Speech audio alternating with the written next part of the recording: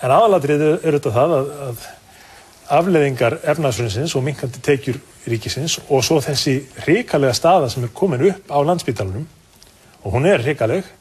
Ég fekk í fyrsta skipti SMS frá lækni sem hefur aldrei haft samband við mig nokkuð varðar vinnuna. Fekk SMS frá þessum lækni sem sagði þetta hrikaleg staða, þetta ekkert grín, þið verðið að bregðast við.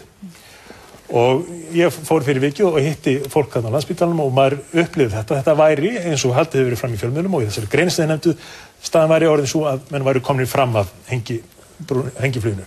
Svoleiðis að það þarf að bregðast við þessu og það þýðir meðal annars að menn þurfa að meta stöðuna upp á nýtt, hvort að það geti verið að á allra næstu árum þurfa að forgangsraða í auknum mæli í þágu tækjakaupa, lyfjakaupa, kjara fólksins til þess að halda því í vinnu á Íslandi, svoleiðis að segja ekki annað, í viðhalda húsnæði, í það að byggja að einhverju leyti nýtt húsnæði en kannski ekki jafn stórt eða jafn hratt eins og menn gerðu ráð fyrir. Það þarf að meta stöðuna eins og núna, en umfram allt þurfa menn að ná einhvers konar þjóðarsátt það að heilbrigðismálin séu í algjörum forgangi.